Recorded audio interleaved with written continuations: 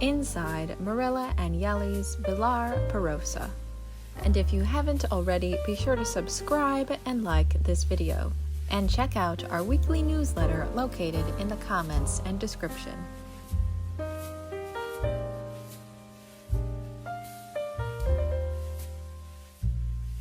Known for her impeccable taste, intellectual curiosity, and influential collaborations with leading designers, Marella Agnelli was one of Italy's most illustrious tastemakers.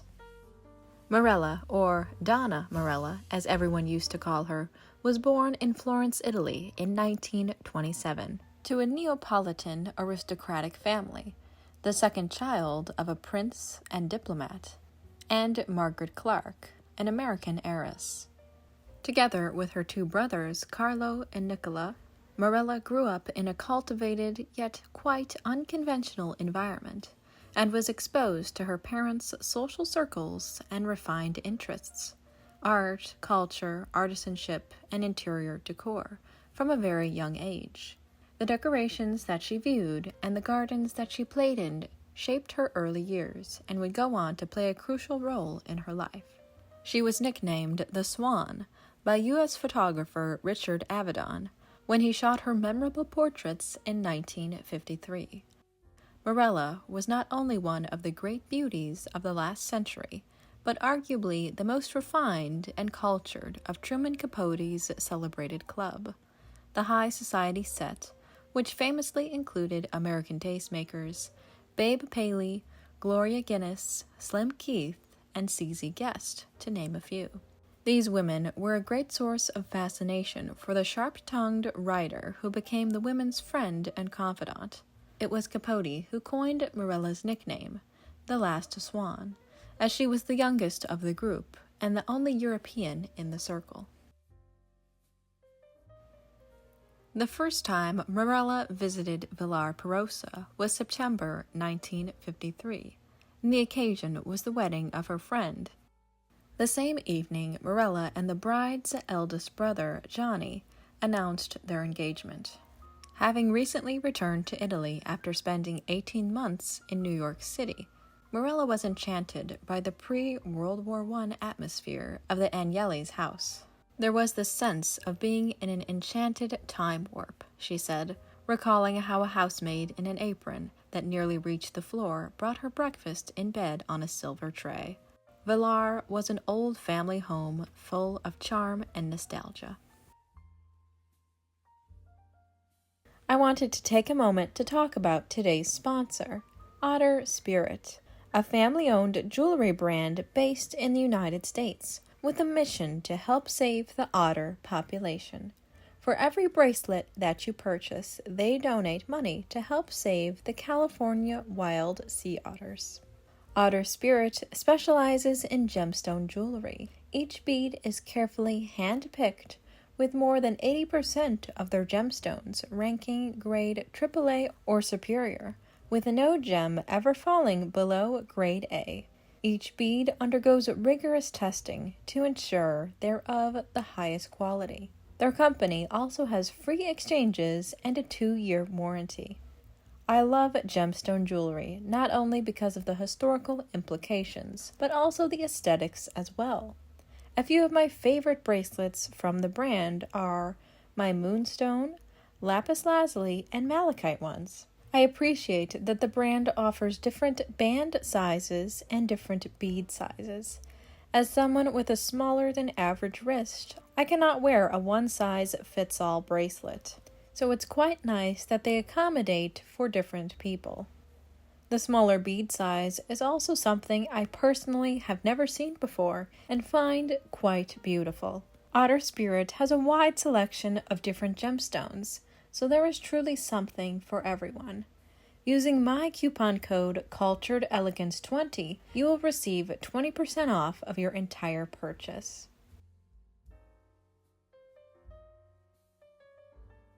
Within view of the French Alps, the 18th century former hunting lodge attributed to architect Filippo Guevara is a graceful essay in Piedmontese Baroque.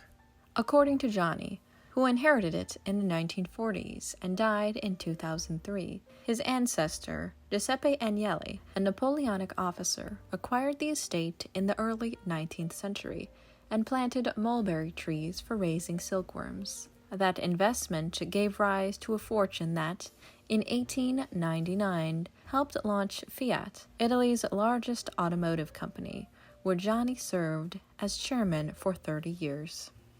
By the time Marella and Johnny married in 1953, the classical decorator Stefan Boudin had already restored a portion of the house damaged by bombing in World War II, and he continued to assist the newlyweds. Marella and Stefan collaborated with purposeful sensitivity. Johnny's parents and grandparents had died when he was young, leaving behind rooms furnished with memories, so his bride was determined to tread softly. The flamboyant Chinese gallery is the centerpiece of Villar Perosa.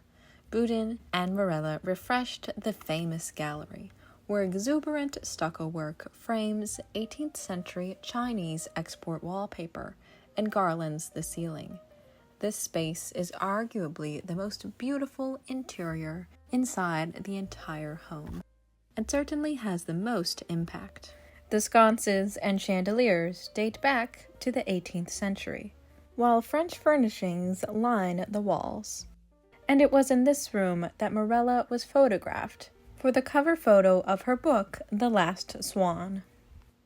From the Chinese gallery, doors open onto the Piano Nobile's main salon. Here the room is decorated with panels of antique Chinese wallpaper. There is an expansive sofa by Stefan Boudin which spans one end of the salon.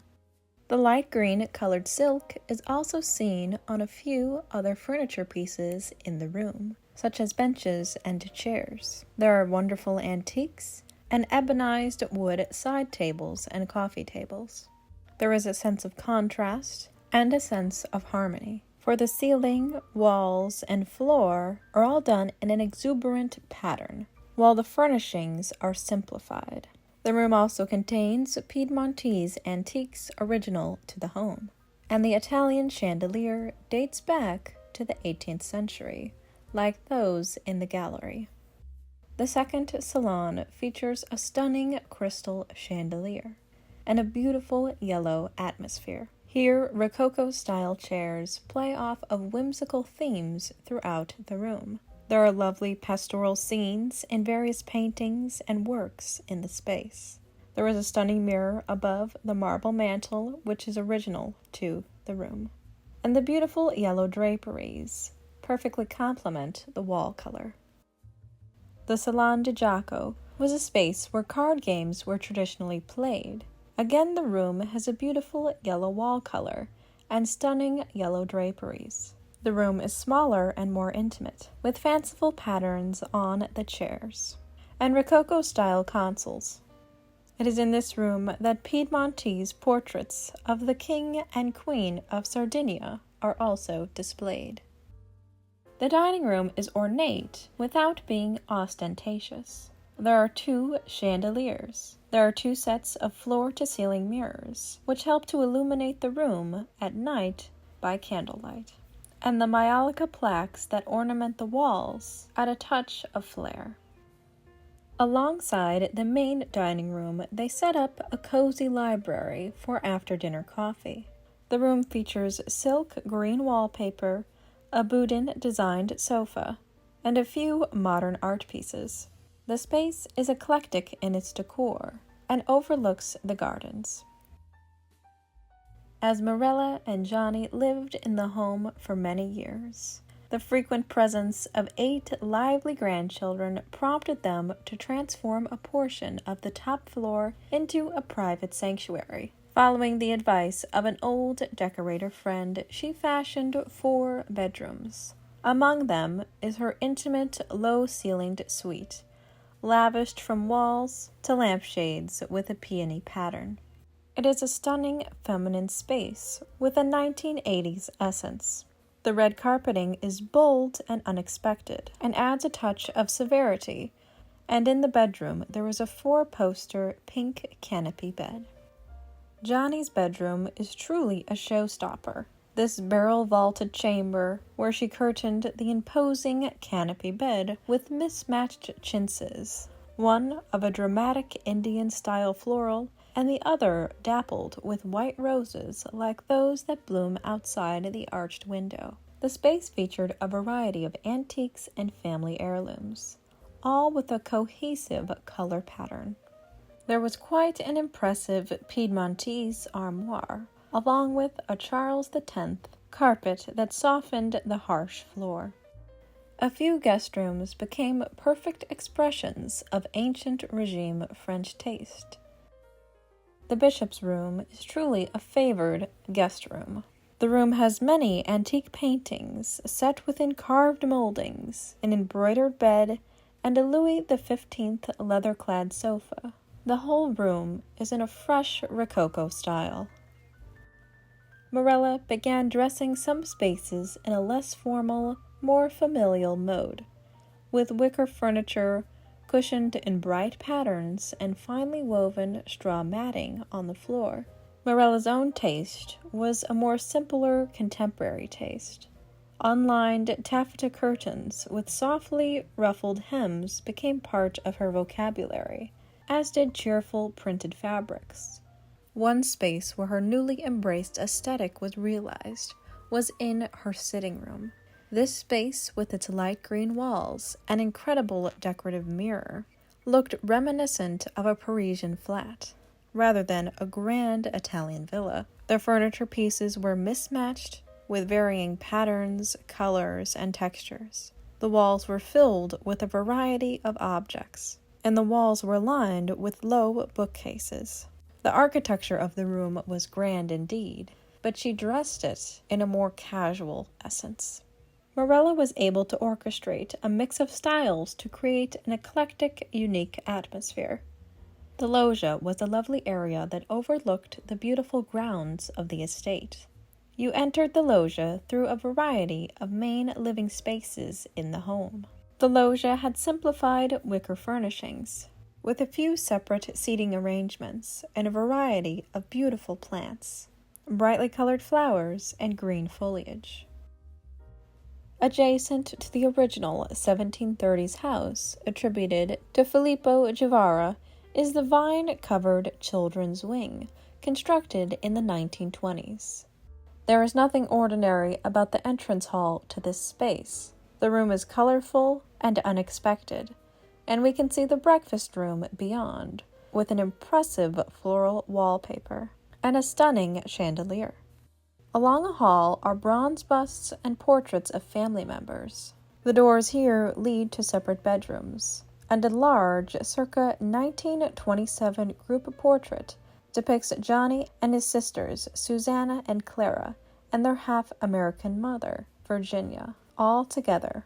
In one of the bedrooms, a flower border outlines the space, where the desk and bed frames match the color of the border and highlight the contrasting wall color. The gardens and grounds of the estate are quite extensive and beautiful, with a variety of flowers, topiaries, and beautiful greenery everywhere you look.